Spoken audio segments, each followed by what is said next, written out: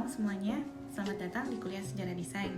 Nama saya Ariyanti Ayu Puspita yang akan mengampu kuliah ini bersama dengan Bapak Agus Sahari. Selamat menyimak materi berikut. Oke semuanya, kita kembali pada pertemuan keempat, yaitu pembahasan mengenai posisi peradaban Asia dalam sejarah desain. Kali ini di segmen ke-1 kita mulai pada pembahasan kebudayaan Cina. Nah, ini adalah peraturan bahwa materi ini tidak untuk diperbanyak. Salah satu kebudayaan yang dianggap mampu mewakili sejarah peradaban Asia adalah kebudayaan Cina. Nah, peradaban desain bangsa Cina ini amatlah penting karena bangsa ini memiliki hubungan budaya dan dagang dengan kawasan sekitarnya, yaitu kawasan Asia Selatan dan Asia Tenggara. Sehingga terasa sekali pengaruhnya hingga sekarang. Misalkan adanya jalur dagang sutra. Nah, kemudian juga ada perkembangan pada desain yang lainnya yaitu arsitektur, furniture, keramik, busana, dan berbagai budaya visual lainnya. Para ahli sejarah menilai bahwa bangsa Cina purba telah membangun kota sejak 5.500 tahun yang lalu. Nah, pada masa itu, bangsa Cina telah mengenal tulisan, kertas, sutra, alat cetak, bahkan mesiu. Nah, pada pemerintahan Cina kuno terdapat beberapa perubahan dinasti. Nah, setiap dinastinya itu memiliki ciri khas masing-masing. Misalkan pada semasa dinasti Tang, yaitu tahun 618 sampai 906, para seniman banyak membuat karya seni, baik lukisan cat air, aneka karya pahat, dan juga barang porselen. Nah, kemudian kalau pada zaman dinasti Ming, yaitu tahun 1368 sampai 1644, dibangun kota terlarang di Beijing, yaitu pusat pemerintahan, tempat para raja dan kerabatnya hidup terisolasi dari kehidupan rakyat biasa. Kemudian, dinasti yang lain juga tidak kalah pentingnya adalah dinasti Qin Shi Huang, yaitu tahun 221 sebelum Masehi, di mana ia dinobatkan sebagai kaisar Cina pertama yang menguasai seluruh daratan Cina. Sehingga kita tahu tembok besar Cina hingga saat ini masih menjadi salah satu kekayaan budaya dari Cina yang mana dibangun pada masa Kaisar Qin Shi Huang. Nah, tembok besar Cina ini bertujuan untuk menjaga perbatasan utara Cina dari serangan suku-suku di Asia Tengah. Kemudian juga ditemukan sebuah makam pasukan terakota, yaitu makam besar untuk tempat penguburan sang kaisar yang dikelilingi oleh ribuan patung serdadu terakota yang dilengkapi dengan senjata. Nah, ini adalah penggambaran bagaimana wajah dari Kaisar Qin Shi Huang. Nah, Qin Shi Huang ini adalah sang pendiri tembok Cina. Tembok besar Cina ini dibangun sekitar 2200 sebelum Masehi. Nah, tembok ini dibangun sebagai barikade dari penyerangan suku-suku nomaden dari Cina Utara. Kemudian dinding ini dibangun oleh penduduk yang tinggal di sekitarnya bersama para tahanan dan juga tentara. Nah, selama bertahun-tahun tembok ini telah dimodifikasi dan kemudian selanjutnya secara bertahap penambahan pada panjang tembok Cina. Nah, tembok Cina ini panjangnya mencapai sekitar 8.800 sekian kilometer, tinggi sekitar 30 kaki dan lebar 15 kaki. Lokasi tembok Cina ini untuk membentengi serangan dari bangsa Mongol dan suku-suku lainnya. Kemudian ini adalah penggambaran pembangunan tembok Cina pada zaman dinasti Qing, yang mana dapat kita lihat bahwa ujung tembok Cina ini berada di Laut Kuning. Nah, kemudian ini adalah gambaran dari makam dari pasukan terakota. Nah, pasukan terakota ini adalah sejumlah kumpulan koleksi dari 8.999 terakota berbentuk tokoh prajurit dan kuda dengan ukuran yang asli sesuai dengan ukuran manusia dan sesuai dengan ukuran kuda yang terletak di dekat makam dari kaisar pertama dinasti Qin.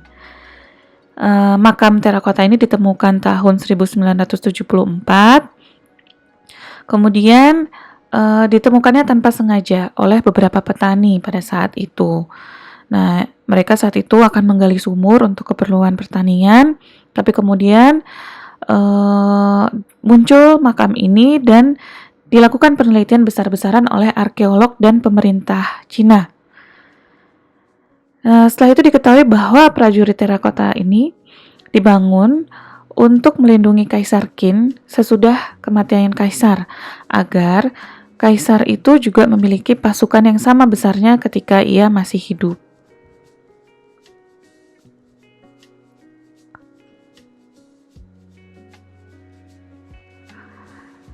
Nah, ini adalah beberapa figur dari makam terakota. Di sini kita lihat ada figur dari tentara, kemudian juga ada kuda yang memang sesuai dengan ukuran aslinya. Bahkan postur-postur tubuh dari tentara ini juga berbeda-beda. Tidak hanya postur tubuhnya, tapi dapat kita lihat dari busana yang dipakainya, kemudian dari bahkan detail-detail dari gaya rambut, gestur, itu semua hampir memiliki ciri-ciri yang berbeda di tiap patung terakotanya. Nah, patung terakota ini dibuat juga untuk menggantikan kebiasaan lama dari generasi sebelumnya, yaitu ketika ada kaisar yang meninggal, maka prajuritnya juga ikut mati untuk menjaga kaisar di dunia lain. Jadi, untuk mengganti kebiasaan tersebut, maka dibuatlah makam terakota ini. Ini adalah contoh-contoh kategori dari patung-patung yang berada di makam tersebut. Berdasarkan hasil penelitian, ternyata tidak hanya tentara yang ada di patung makam terakota ini, tapi juga sejumlah seperti pendekar, kemudian ada pejabat, dan juga ada pengendara kereta kuda di sini. Dibuat sesuai dengan kriteria-kriteria pengikut dari kaisar pada saat itu. Nah, patung ini dibuat dengan tangan oleh sekitar dari 700.000 seniman. Nah, cara mereka membuat ini sangat unik. Setiap bagian tubuhnya itu dibuat secara terpisah. Jadi mereka membuat bagian tangan, tubuh, kepala, dan lainnya itu dibuat secara terpisah dan dijadikan satu di area makam ini. Diperkirakan makam ini dibuat dalam kurun waktu sekitar 40 tahun. Selain penemuan tembok besar Cina, kemudian ada makam terakota, penemuan lain berdasarkan hasil dari kebudayaan Cina yang juga sangat penting adalah budaya aksara. Salah satunya adalah kaligrafi. Nah, kaligrafi ini merupakan salah satu karya seni yang sangat terkenal, selain lukisan ya dan artefak lainnya. Dan teknik kaligrafi ini mencakup kontrol dalam penggunaan kuas, kemudian komposisi, namun juga tidak hanya itu. Bahkan juga dapat memperlihatkan ekspresi dari penulisnya ketika menggunakan kuas secara spontan. Nah, kuasnya ini juga sangat unik dan dibuat sesuai dengan penggunaan kaligrafi itu sendiri. Kuasnya sangat fleksibel, terbuat dari bulu binatang yang diikat pada bambu dan kayu. Nah, tintanya ini dibuat dari tumbuh-tumbuhan yang dicampur mineral dan lem. Kemudian juga ada ditemukan pembuatan cap dari bahan terakota. Selain budaya aksara Cina, juga ditemukan berbagai kerajinan logam, yang mana ini juga menjadi penemuan atau kebudayaan penting pada masa kebudayaan Cina yang kuno. Nah, kemudian salah satu karya budaya Cina yang juga sangat penting di sini dan menjadi inspirasi dari berbagai kebudayaan yang lainnya juga adalah keramik atau porselen. Nah, keramik ini juga merupakan salah satu artefak penting yang menjadi penanda awal era modern desain Asia. Porselen dari Cina itu terkenal dibuat dengan sangat halus, kemudian juga sangat kuat, menggunakan bahan-bahan yang ada dan sangat melimpah, terutama di daerah Jingdezhen. Nah, salah satu porselen yang memang terkenal yaitu adalah porselen blue and white. Nah, ini Jingdezhen ini tidak hanya menjadi pusat produksi, tapi juga pusat pengiriman dan pemasaran. Keindahan porselen Cina ini menjadi inspirasi bagi produk-produk keramik lainnya, termasuk dari Eropa dan Korea, sehingga mendorong produk dari negara lain itu juga membuat versinya masing-masing blue and white porcelain. Kemudian penemuan penting lainnya dari kebudayaan Cina adalah kompas dan mesiu. Jadi sebelum ada penemuan kompas, biasanya orang-orang itu menemukan atau bisa mencari arah berdasarkan posisi dari matahari, bulan, dan bintang. Tapi di sini Cina menghasilkan penemuan penting, yaitu penggunaan kompas yang pada saat itu juga konon digunakan untuk panduan dalam bepergian dan juga perang. Dan kemudian juga digunakan sebagai panduan untuk menerapkan Feng Shui. Nah, penemuan penting lainnya adalah serbuk mesiu yang digunakan untuk senjata, roket, peledak maupun kembang api.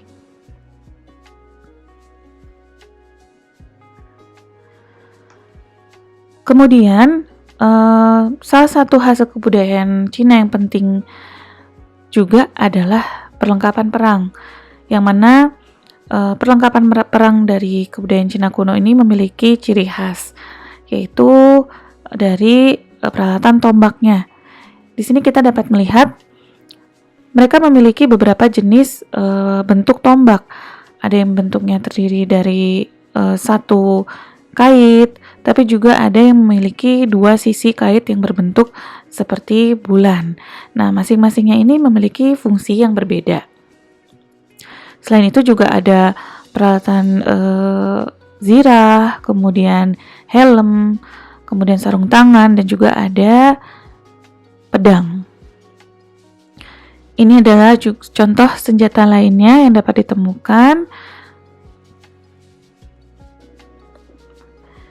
Salah satu karya dari kebudayaan Cina lainnya adalah pakaian. Nah, di Tiongkok kuno, pakaian melambangkan status sosial dan juga profesi. Orang kaya dan orang miskin itu pakaiannya sangat berbeda.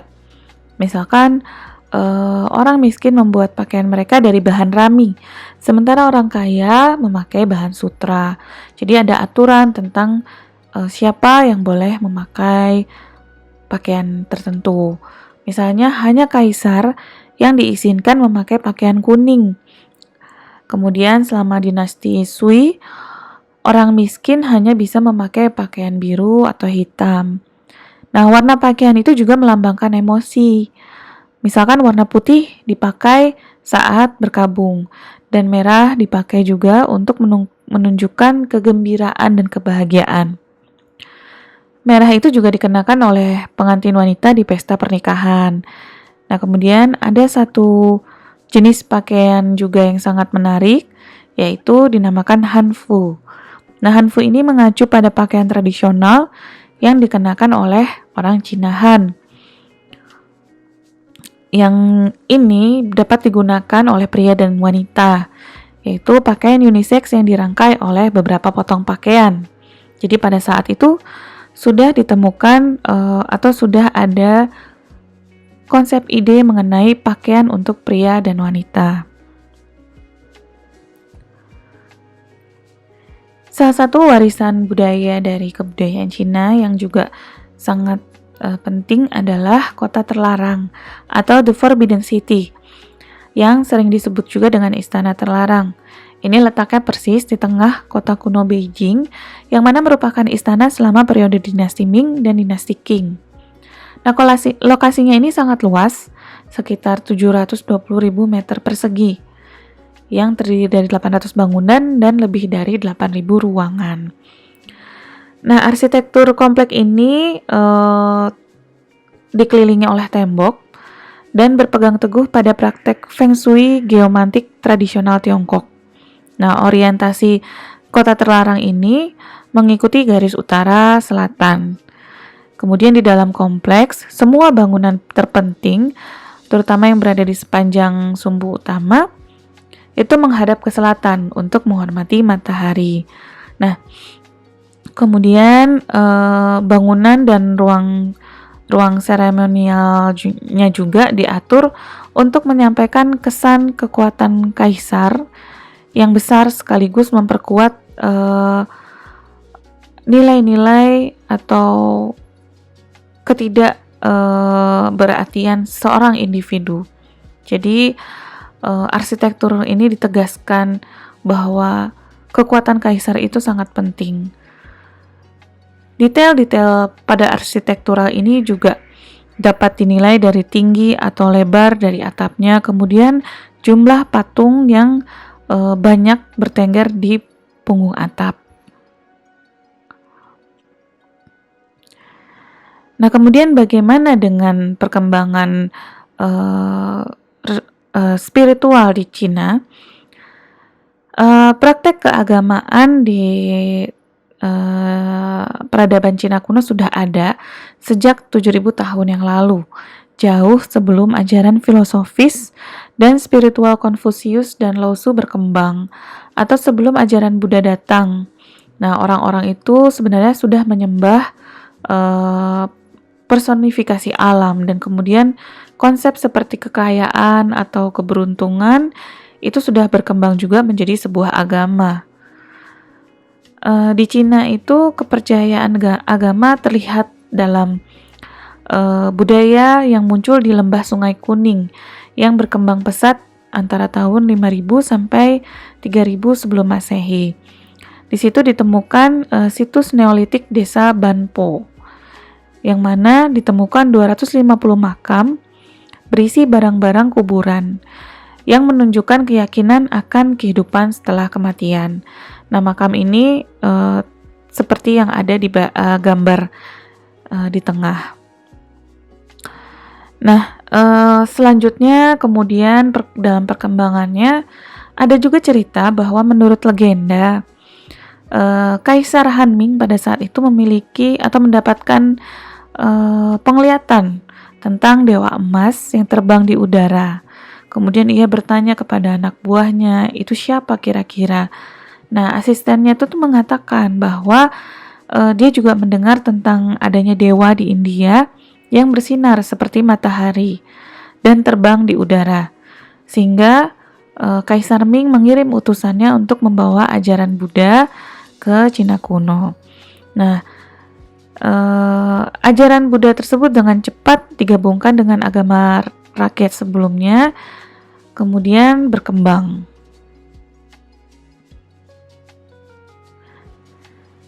Nah, selain itu juga pada peradaban Cina kuno berkembang berbagai macam bentuk-bentuk arsitektur tradisional, baik itu pagoda, kemudian bentuknya yang berciri khas pada atap, kemudian pada dekorasi dinding, berbagai macam desain kuil, dan juga adanya desain-desain masjid.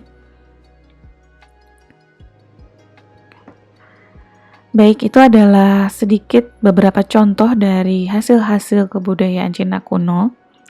Dan seiring dengan jalannya waktu, juga terjadi adanya proses akulturasi kebudayaan Cina yang masuk ke Nusantara, yang mana itu juga mempengaruhi kehidupan masyarakat pada saat itu, hingga sekarang.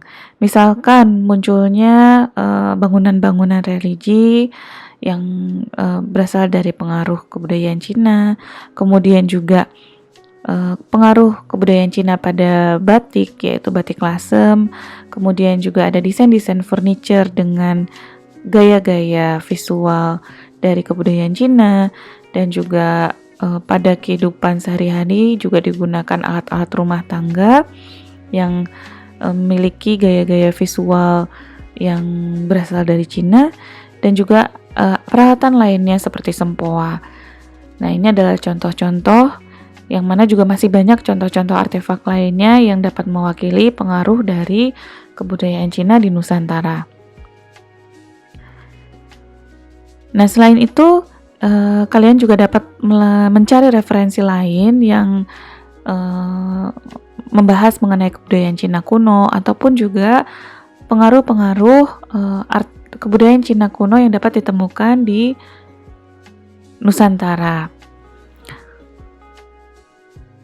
Baik, sekian. Kita akan lanjutkan pada pembahasan segmen selanjutnya.